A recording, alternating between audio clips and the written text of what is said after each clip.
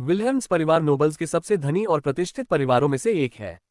समाज में उनका बहुत सम्मान किया जाता है। लेकिन ये सब तब तक था जब तक कि परिवार के बेटे राल्फ विल्हेम को उनकी नौकरानी क्लारा के साथ संबंध नहीं हो जाता, जो गर्भवती हो जाती है। राल्फ क्लारा से शादी करना चाहता है, लेकिन उसका परिवार इस विचार पर हंसता है। वे चाहते हैं कि वह अपने ही सामाजिक वर्ग की किसी लड़की से शादी करे, और वह परिवार के नाम के लिए मान जाता है। धोखे से आहत क्लारा आत्महत्या कर लेती है। क्लारा की मां शहर की जादूगरनी है, जो अपनी बेटी की मौत से क्रोधित होती है। रात में वह विल्हेम्स की संपत्ति पर आती है और उनके लॉन पर जानवरों की आंतें बिखेर देती है। अपनी शक्तियों का उपयोग करते हुए वह उन्हें एक जादू से बांध देती है और अगली विल्हेम बेटी को सुअर के चेहरे के साथ पैदा होने का श्राप देती है। वह दावा करती है कि जब उनके अपने जैसा कोई लड़की को अपना मानेगा तो श्राप टूट जाएगा और उसका असली चेहरा वापस आ जाएगा। अगली 5 पीढ़ियों तक विल्हेम्स की सभी पत्नियां केवल बेटों को जन्म देती हैं।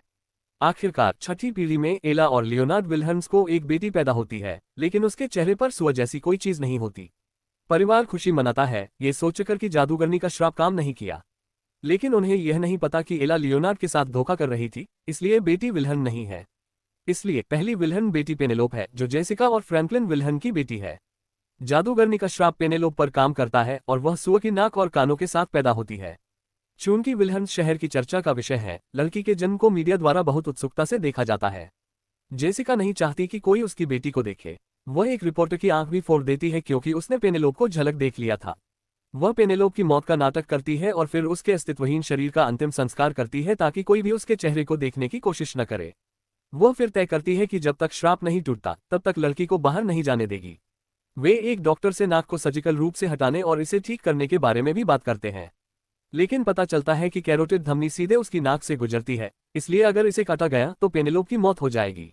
जेसिका घर में सभी को बेकन खाने से भी रोकती है। किसी को भी पेनेलोप को सुअर कहने की अनुमति नहीं थी, भले ही यह सिर्फ मजाक हो।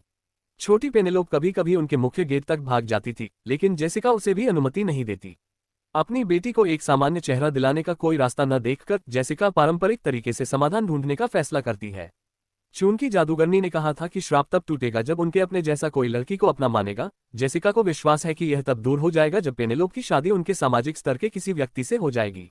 वह पेनेलोप के 18वें जन्मदिन से ही एक डेटिंग एजेंट वांडा की मदद से उसके लिए एक पति ढूंढने की कोशिश कर रही है।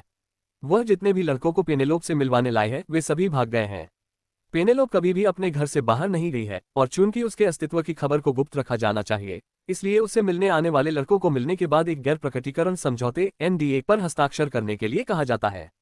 जो लोग उसका चेहरा देखकर डर से भाग जाते हैं, उन्हें परिवार के बटलर जैक द्वारा NDA पर हस्ताक्षर करने के लिए वापस लाया जाता है। 7 साल हो गए हैं, लेकिन उसे अभी तक कोई उपयुक्त आदमी नहीं मिला है।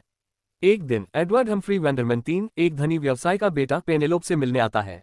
लेकिन जब वह उसका चेहरा देखता है तो वह हर दूसरे आदमी की तरह डर से भाग जाता है। इस बार बटलर जैक उस आदमी को पकड़ने में असमर्थ होता है, इसलिए जेसिका परेशान हो जाती है। एक भयभीत एडवर्ड पुलिस स्टेशन जाता है और एक राक्षसी लड़की के बारे में रिपोर्ट करता है जो उसे मारने की कोशिश कर रही है। लेकिन पुलिस उसे गंभीरता से नहीं लेती। विलियम्स को पता है कि अफवाहों को फैलने से कैसे रोका जाए, इसलिए वे एडवर्ड के बारे में एक लेख प्रकाशित करते हैं जिसमें उसे एक भ्रमित पागल व्यक्ति बताया जाता है। अगले दिन एडवर्ड अखबार कंपनी में जाता है और खबर को हटाने की मांग करता है, क्योंकि इससे उसके पिता की प्रतिष्ठा प्रभावित होगी। एक पत्रकार लेमन एडवर्ड को सुअर लड़की के बारे में चिल्लाते हुए सुनता है और दावा करता है कि उसने भी लड़की को देखा है। पता चलता है कि लेमन वही रिपोर्टर है जिसे जेसिका ने अंधा कर दिया था, क्योंकि उसने पेनेलोप को झलक देख लिया था। वह विल्हेम्स से बदला लेना चाहता है और एडवर्ड अपनी प्रतिष्ठा वापस पाना चाहता है, इसलिए वे पेनेलोप के अस्तित्व को उजागर करने के लिए हाथ मिलाते हैं। वे एक आदमी को दूल्हे के रूप में भेजने और उसकी तस्वीरें चुपके से लेने की योजना बनाते हैं। उनकी एकमात्र समस्या यह है कि जेसिका केवल धनी लड़कों को ढूंढती है, इसलिए वे किसी को पैसे से रिश्वत नहीं दे सकते। लेमन एक पूर्व धनी और अभिजात व्यक्ति मैक्स को जानता है, जिसने जुए में अपने पिता का सारा पैसा खो दिया है। उसे धनी के रूप में प्रच्छन्न किया जा सकता है और तस्वीर लेने के लिए भेजा जा सकता है। अगले दिन लेमन मैक्स के पास जाता है, जो पैसा मिलने के बाद ये काम करने के लिए सहमत हो जाता है। बाद में वे विल्हेम्स के आवास के सामने होते हैं। लेमन मैक्स को एक जैकेट पहनाता है जिस पर एक कैमरा लगा होता है, जो तस्वीर लेता है जब वह अपना दाहिना हाथ उठाता है। मैक्स और अन्य लड़कों को घर के पुस्तकालय में बैठाया जाता है, जिसमें एक तरफा दर्पण और माइक्रोफोन होता है ताकि पेनेलोप लड़कों को देख सके और उनसे बात कर सके बिना उन्हें देखे। मैक्स अपने कैमरे को समायोजित करने के लिए सोफे के पीछे छिप जाता है जब पेनेलोप कमरे में आती है।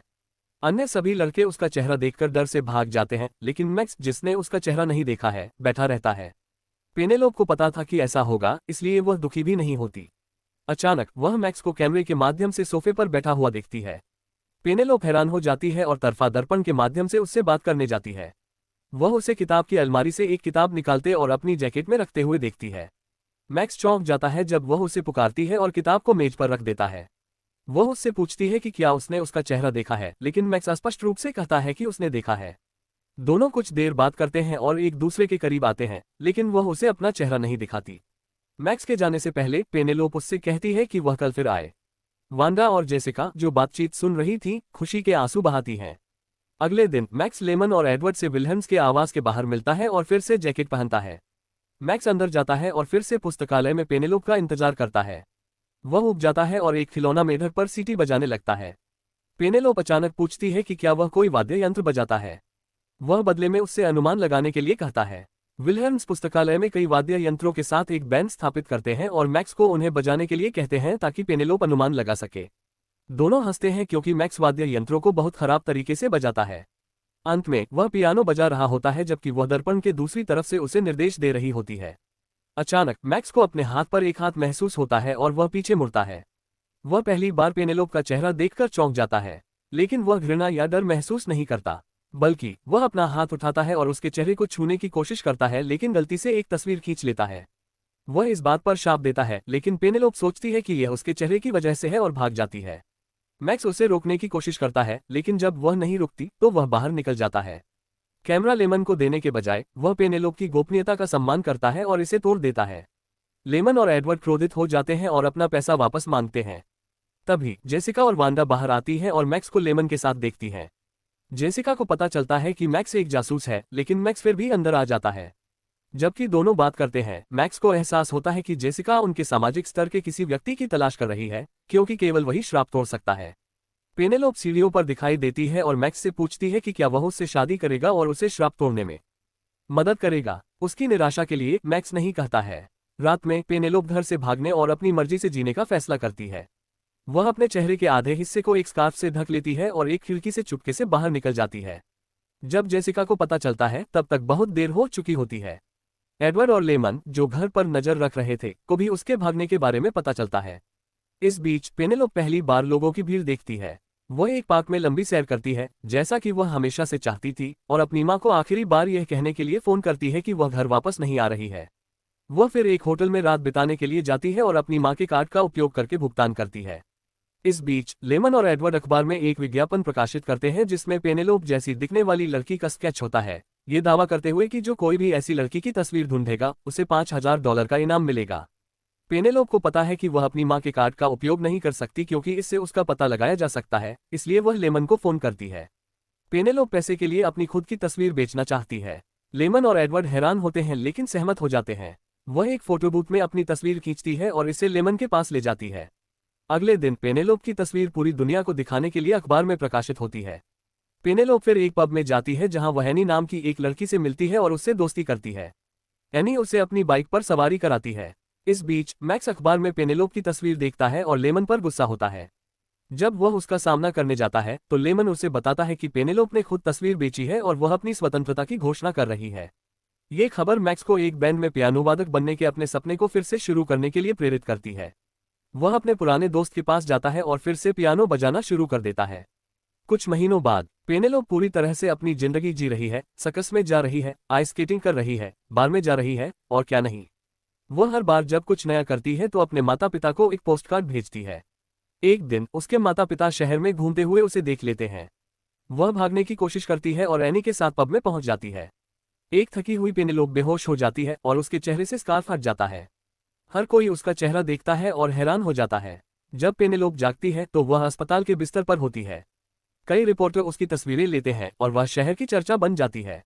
उसके विचार के विपरीत पेनेलोप को लोगों द्वारा प्यार किया जाता है और वह खुद एक सेलिब्रिटी बन जाती है। अगले कुछ महीनों तक वह सभी अखबारों में छाई रहती है। उसे अब किसी से अपना चेहरा छिपाने की जरूरत नहीं है। हालांकि एडवर्ड अभी भी पेनेलोप को एक भयानक राक्षस के रूप में देखता है। वह गलती से प्रेस के सामने अपनी भावनाओं को व्यक्त करता है और अपने पिता को गुस्सा दिलाता है। अपनी और अपने पिता की छवि को बचाने के लिए एडवर्ड पेनेलोप को शादी का प्रस्ताव देता है। पेनेलोप अपनी मां के कहने पर प्रस्ताव स्वीकार कर लेती है। इस बीच लेमन को पता चलता है कि मैक्स को हथियारबंद डकैती के लिए गिरफ्तार किया गया है और वह उससे जेल में मिलने जाता है। हालांकि वह मैक्स के दोस्त को देखकर हैरान हो जाता है जिसके साथ वह पोकर खेलता था। उसे जल्द ही एहसास होता है कि उसने मैक्स को एक पूर्व धनी व्यक्ति का बेटा समझ लिया था, जबकि वह वास्तव में जुए की समस्याओं वाला एक सामान्य आदमी है। पता चलता है कि उसका असली नाम जॉनी मार्टिन है और उसने झूठ बोला था और पैसे के लिए ये काम लिया था। अब शादी का दिन है। लेमन जेसिका और वांडा के पास जाता है और उन्हें बताता है कि एडवर्ड वही है जिसने पेनेलोप की तस्वीर प्रकाशित की थी। उन्हें आखिरकार पता चलता है कि जॉनी ने पेनेलोप से शादी करने से इनकार कर दिया था क्योंकि वह जानता था कि वह श्राप नहीं तोड़ सकता क्योंकि वह उनके जैसा नहीं है। ये जानने के बाद भी जेसिका एडवर्ड को पेनेलोप से शादी करने देने पर जोर देती है। वेदी पर पेनेलोप से पूछा जाता है कि क्या वह एडवर्ड को अपने पति के रूप में स्वीकार करती है। वह कुछ देर चुप रहती है और फिर कहती है कि नहीं। वह फिर घर के अंदर भाग जाती है। जेसिका उसका पीछा करती है, ये कहते हुए कि यह उसके बदसूरत चेहरे से छुटकारा पाने का एकमात्र मौका है। पेनेलोप जवाब देती है और कहती है कि उसे अपने जैसा होना पसंद है। अचानक एक ताकत उसे धक्का देती है और वह बेहोश हो जाती है। जब वह जागती है तो उसकी नाक सामान्य हो जाती है। श्राप टूट गया है क्योंकि उनके अपने जैसे का मतलब था कि उसे एक धनी अभिजात द्वारा स्वीकार किया जाना था जिसमें पेनेलोप खुद भी शामिल थी। अगर जेसिका ने पेनेलोप को सिखाया होता कि वह जैसी है वैसी ही सुंदर है तो श्राप बहुत पहले टूट गया होता। अगले दिन विल्हेम्स का बटलर जैक अपना सामान लेकर घर से बाहर निकलता है। जैसे ही जेसिका उसे वापस आने के लिए चिल्लाती है वह अपनी आवाज खो देती है। फिर यह पता चलता है कि जैक वह जादूगरनी है जिसने परिवार को श्राप दिया था और उन्हें पीड़ित होते हुए देख रही थी। पेनेलोप भी विल्हेम्स के आवास को छोड़ देती है और एक प्राथमिक विद्यालय में बागवानी शिक्षक के रूप में काम करना शुरू कर देती है। एक हैलोवीन पर वह जॉनी से फिर से मिलने का फैसला करती है और एनी के साथ उसके घर की पार्टी में जाती है। वह अपने चेहरे पर एक सुअर की थूथन वाला मास्क पहनकर उसके दरवाजे पर दस्तक देती है। जैसे ही वे बात करते हैं जॉनी को पता चलता है कि यह पेनेलोप है और दोनों आखिरकार चुंबन करते हैं। कुछ समय बाद हम उन्हें पेनेलोप की बागवानी कक्षा को उनकी कहानी सुनाते हुए देखते हैं। लेमन पास की झील में एक नाव से उन्हें देखता है। वह नई पेनेलोप की तस्वीर लेने की कोशिश करता है ताकि वह अखबार में इसके बारे में लिख सके, लेकिन वह देखता है कि वह कितनी खुश है और योजना रद्द कर देता है। फिल्म हमें एक सुंदर संदेश देती है कि एक व्यक्ति की वास्तविक सुंदरता उसके चेहरे के रूप में नहीं है बल्कि उसकी दयालुता है। पेनेलोप की तरह कई महिलाओं को उनकी अनूठी विशेषताओं के बारे में असुरक्षित महसूस कराया जाता है, लेकिन वास्तव में वे सभी अपने तरीके से सुंदर हैं। इस तरह के और वीडियो के लिए